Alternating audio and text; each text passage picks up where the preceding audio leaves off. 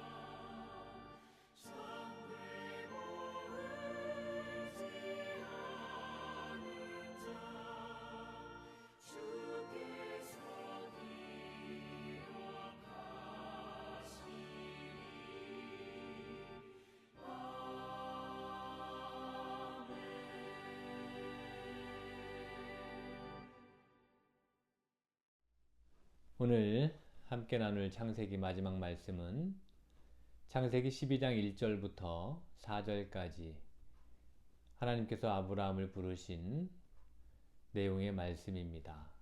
봉독하겠습니다. 여호와께서 아브라함에게 이르시되 너는 너의 고향과 친척과 아버지의 집을 떠나 내가 네게 보여줄 땅으로 가라. 내가 너로 큰 민족을 이루고 네게 복을 주어 내 이름을 창대하게 하리니 너는 복이 될지라.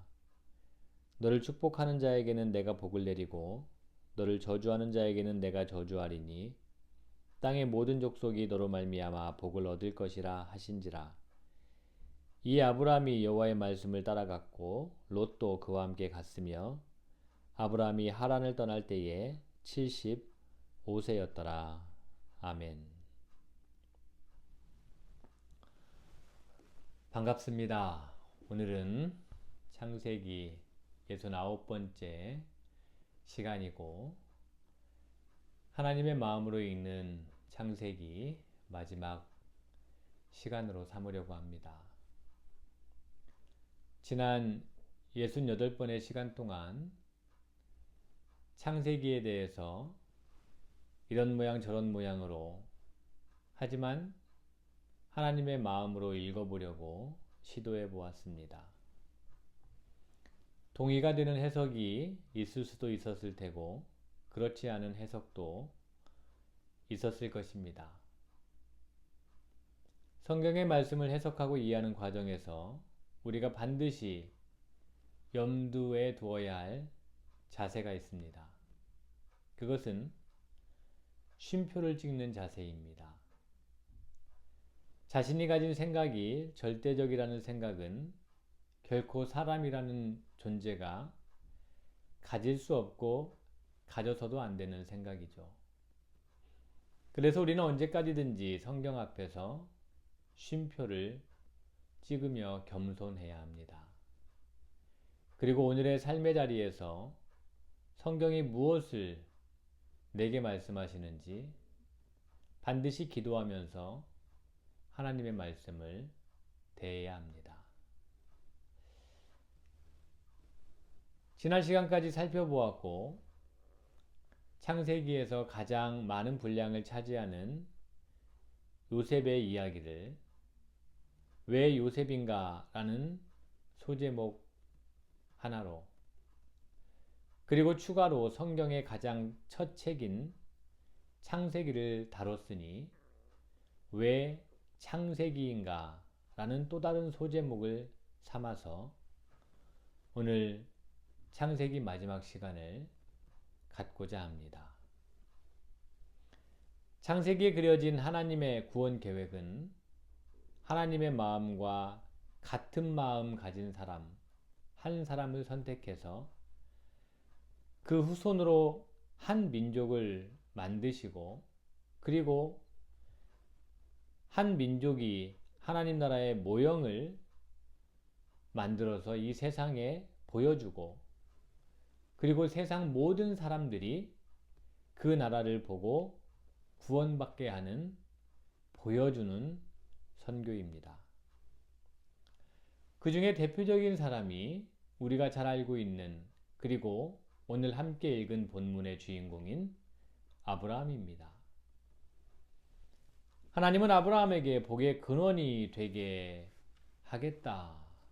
그리고 세상 모든 민족이 모든 족속이 너와 너의 후손으로 말미암아 복을 받게 하겠다라고 말씀하셨는데 바로 이러한 하나님의 구원 계획에 쓰인 사람이죠. 창세기를 통해서 하나님께서는 이런 구원 계획을 아브라함에 이어서 이삭 그리고 야곱 더 나아가 요셉에 관련된 이야기를 통해서 미리 보여주셨습니다. 성경에 보면 매우 독특한 표현이 있는데 아브라함의 하나님, 이삭의 하나님, 야곱의 하나님이라는 표현입니다. 바로 하나님의 구원 계획을 이 사람들을 통해서 이어가신다라는 것을 이렇게 표현하고 있습니다. 그러면 왜 요셉의 이야기가 창세기에서 맨 마지막에 그리고 가장 길게 다루어지고 있을까요? 도대체 요셉의 이야기는 하나님의 구원 계획과 어떠한 연관이 있는 것일까요?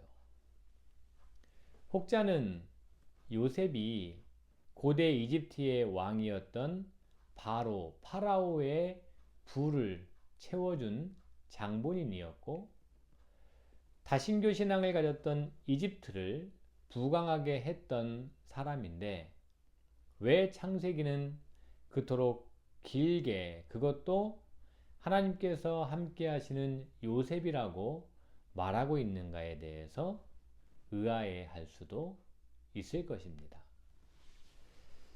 그런데 요셉의 이야기는 이 땅에 세우시려는 하나님 나라의 모형이 어떤 사람을 통해서 어떻게 이루어지는가를 잘 보여주고 있습니다. 이런 의미에서 요셉의 이야기는 이 땅에 세워질 하나님 나라의 한 모델이며 9일 모세에 의해서 시내산 율법으로 재정립되어집니다. 그러고 나서 예언자들은 특별히 이스라엘을 지도하는 왕이나 귀족들에게 이스라엘의 사명이라는 것은 율법을 지켜서 이 땅에 하나님 나라의 모델을 만들어서 세상에 보여주어야 하는 본분을 결코 잊지 말라고 촉구한 사람들입니다. 하지만 우리가 아시다시피 이스라엘은 실패하죠. 그것이 바벨론으로 발가벗겨져서 노예로 포로로 끌려가게 된 사건이었습니다. 결국 이스라엘이 실패하자 예수님은 율법과 예언자를 완전하게 하시려 오셨죠. 이것은 예수님께서 스스로 하신 말씀입니다. 예수님과 동시대에 살았던 사람이 있었죠. 바로 세례 요한이었는데 두 분 다 같은 시공간에 있는 사람들에게, 그 세대들에게 회개하라, 천국이 가까이 왔느니라 라고 선포하십니다. 그런데 이 선포는 종말에 대한 선언이라기보다는 이 땅에 하나님의 나라를 임하게 하시겠다라는 선언이라고 할 수 있습니다. 성경에서 말하는 구원은 세상의 다른 종교의 내세 신앙과는 다릅니다. 이 세상에서 대충 살다가 죽은 후에 피 안의 세계, 저 세상으로 가는 것이 성경에서 말하는 구원이 아니란 말입니다. 이런 사실은 예수님께서 제자들과 우리에게 직접 가르쳐 주신 주의 기도, 오늘날 우리가 주기도문이라고 이야기하는 그 말씀에도 잘 나타나 있죠. 나라가 임하시오며 뜻이 하늘에서 이루어진 것 같이 땅에서도 이루어지이다. 뜻이, 하나님의 뜻이 하늘에서 이루어진 것 같이 이 땅에서도 이루어지도록 기도하라고 예수님은 말씀하셨습니다. 따라서 요셉의 이야기가 중요한 이유는 성경에서 죄라고 말하는 불의와 모순이 지배하는 이 세상에서 하나님께서는 당신을 믿는 사람들을 통해서 어떤 일을 하시기를 원하시는지, 즉 세상을 어떻게 구원하시는가, 구원받는다는 것이 도대체 무엇인가를 다루고 있기 때문입니다. 따라서 요셉의 이야기는 오늘 여호와를 하나님으로 믿고 따르며 예수님의 구원의 복음을 전하는 성도들이 본받아야 할 영원한 표상이 됩니다. 다음으로 왜 창세기인가? 왜 창세기를 우리가 하나님의 마음으로 읽어야 하는가에 대한 이야기입니다. 창세기라는 책은 분류상 율법서에 포함됩니다. 그런데 마치 딱딱할 것 같은 이 율법서가 누구나 한 번 들으면 잊혀지지 않을 만큼 흥미진진한 많은 이야기들이 들어 있습니다. 율법서인데 이야기책이죠. 그런데 창세기의 이야기는 그냥 이야기가 사실 아닙니다. 그 안에 신학은 물론 철학, 문학, 여러 분야에서 가장 중요하게 다루고 있는 하나님, 신론이죠. 인간론입니다. 죄, 심판, 구원, 구원론이죠. 이러한 중요한 주제들을 다루고 있는 책이 율법서인 창세기입니다. 앞서 말씀드린 것처럼 성경의 이야기들은 성경이 말하려는 의도에 맞춰서 읽고 해석해야 합니다. 보는 각도에 따라서 다양하게 해석될 수 있기 때문입니다. 그렇다면 성경의 의도를 어떻게 알 수 있을까요? 기본적으로 성경은 하나님의 말씀이죠. 정확히 말하면 바울이 디모데후서 3장 16절에서 디모데에게 가르쳤던 내용대로 모든 성경은 하나님의 감동으로 된 것입니다. 성경은 사람이 기록했지만 그 사람은 하나님의 영에 감동되어서, 즉 영감으로 기록한 책입니다. 따라서 영감으로 기록된 성경은 영감으로 읽어야 되고, 영감으로 묵상해야 되고, 영감으로 해석해야 합니다. 이 영감은 곧 하나님의 입장, 하나님의 시선, 하나님의 감정, 하나님의 마음이라고 할 수 있습니다. 결국 성경은 하나님의 입장과 심정으로 읽고 묵상하고 해석을 해야 하나님의 말씀이 비로소 될 수 있다는 결론에 이르게 됩니다. 매우 중요한 지점입니다. 놓쳐서는 안 됩니다. 그렇다면 인간이 어떻게 하나님의 입장과 하나님의 관점을, 그리고 하나님의 마음을 가질 수 있을까요? 어렵게 느껴질 수 있지만 전혀 그렇지 않습니다. 그리고 이미 제가 여러 차례 말씀을 드렸습니다. 그것은 바로 부모의 심정, 부모의 시선, 부모의 입장과 크게 다르지 않습니다. 하나님의 심정은 주로 인간에게 자식을 사랑하는 부모의 심정과 자식이 고생할 때 느끼는 안타까워하는 마음, 내가 대신 저 고난을 당할 수만 있다면 감내하겠다라는 그 마음으로 경험되어집니다. 예수님은 언제나 하나님을 아버지라고 부르셨죠. 그리고 제자들에게도 하늘에 계신 너희 아버지라고 그렇게 부르라고 말씀하셨습니다. 창세기에서는 두 하나님을 만나게 됩니다. 먼저는 창세기 1장부터 11장의 중심 주제인 창조주 하나님을 만납니다.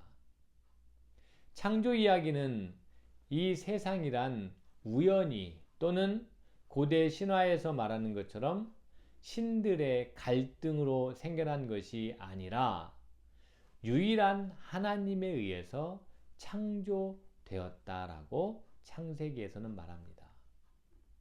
창조 이야기가 오늘 우리에게는 신화처럼 느껴지지만 오히려 신화를 배격하는 위대한 선언이죠. 창세기에서 창조주 하나님은 자식인 인간을 위해서 6일간 온 세상 만물을 보금자리로 창조하신 아버지이십니다. 창조주 하나님에 이어서 창세기에서는 역사의 주관자 하나님을 만나게 됩니다. 창세기 12장에서 50장까지 말씀에서 만나게 되는데, 하나님은 이 세상을 창조하셨을 뿐만 아니라 세상의 역사도 이끌어 가시는 분이십니다. 비록 세상이 죄의 지배를 받게 되었지만 하나님은 세상을 포기하지 않으시고 역사 속에서 당신의 뜻을 실현시키시는데 묘하게 그 방법이 사람을 통해서입니다. 역사의 주권자 하나님은 당신을 섬기는 사람을 통해서 역사를 주관하십니다. 하나님을 믿는 사람이 역사의 주역이 되어야겠죠. 성경에서 독특하게 사용하는 아브라함의 하나님, 이삭의 하나님, 야곱의 하나님은 이것을 뜻하고 있고, 아브라함과 요셉의 이야기는 이것을 아주 생생하게 보여주고 있습니다. 그러면 역사의 주관자 하나님은 사람을 통해서 당신의 어떠하신 뜻을 이 땅에서 실현시키고 싶어 하실까요? 그것이 바로 아브라함과 요셉의 이야기에 잘 나타나 있습니다. 모든 사람이 너로 말미암아 복을 얻을 것이라. 모든 사람들이 너로 말미암아 행복하게 잘 사는 것을 말합니다. 세상의 모든 부모가 자식에게 바라는 바와 똑같습니다. 그리고 창세기에서 말하는 구원은 이러한 개념입니다. 이런 구원의 개념은 율법서와 예언서로 이어지죠. 그리고 이러한 구원의 개념은 신약에서 십자가를 통한 구원의 개념으로까지 이어집니다. 단지 육체, 물질의 구원만도 아니고 단지 영혼의 구원만도 아닙니다. 성경은 영혼과 육체, 정신과 물질을 구분해서 다루지 않습니다. 하나님은 흙으로 사람을 만드셨습니다. 육체를 만드셨죠. 그리고 그 코에 생기, 즉 영혼을 넣어 주셨습니다. 그리고 그제서야 완전하게 생명이 되었다라고 말씀하시죠. 부활이 기독교의 독특한 구원 개념인데 그 부활은 영혼만의 부활이 아니라 육체까지의 부활을 말합니다. 즉 영혼과 육체가 동시에 구원에 이르는 것이 부활이며 참 구원이라고 성경은 말합니다. 따라서 창세기와 구약에서 말하는 구원과 신약의 복음서와 바울 서신에서 말하는 구원의 개념은 전혀 다르지 않고 똑같습니다. 성경은 이리관지하게 똑같은 구원을 일관되게 우리에게 말씀하고 계십니다. 오늘 창세기를 마치면서 마지막 한마디로 정리하고자 합니다. 지금도 살아서 역사의 주관자이신 하나님은 통해서 하나님의 피조세계의 구원 역사를 이끌어갈 사람들을 여전히 찾고 계십니다. 그래서 오늘 창세기 말씀을 정리하면 제발 내가 아브라함이 되어다오. 제발 내가 요셉이 되어다오. 함께 기도합시다. 창조주시오, 역사의 주관자이신 하나님, 총 69번의 시간을 통해서 창세기를 하나님의 마음으로 읽어보려고 했습니다. 오독한 것이 있다면 바로잡아 주시고 깨닫게 하여 주시옵소서. 기원전의 책이 아니라 오늘을 살려내는 창세기가 되도록 창세기에서 말씀하신 하나님의 음성, 제발 네가 오늘의 아브라함이 되어다오. 제발 네가 오늘의 요셉이 되어다오. 간절하신 하나님의 음성에 귀 기울이는 세대가 되게 하여 주시옵소서. 율법과 선지자를 완전하게 하려 오신 예수님의 이름으로 기도드리옵나이다. 아멘. 고맙습니다. 지금까지 창세기 69번째 시간을 걸어오는 동안에 함께 해주신 분들에게 진심으로 감사를 드립니다. 창세기 말씀을 묵상하고 또 생각해보고 또 생각할수록 많은 하나님의 마음들을 읽어낼 수 있습니다. 지속해서 하나님의 마음으로 창세기를 그리고 더 나아가서는 성경의 말씀을 읽어내려가는 저와 여러분이 되기를 바라고 그때마다 깨닫게 하시고 알게 하시고 믿게 하시는 성령님의 역사가 우리 모두에게 있기를 간절히 바랍니다. 주기도문 하심으로 창세기 마지막 69번째 시간을 모두 마칩니다. 고맙습니다. 하늘에 계신 우리 아버지, 아버지 이름을 거룩하게 하시며 아버지의 나라가 오게 하시며 아버지의 뜻이 하늘에서와 같이 땅에서도 이루어지게 하소서. 오늘 우리에게 일용할 양식을 주시고 우리가 우리에게 잘못한 사람을 용서해 준 것 같이 우리 죄를 용서해 주시고 우리를 시험에 빠지지 않게 하시고 악에서 구하소서. 나라와 권능과 영광이 영원히 아버지의 것입니다. 아멘.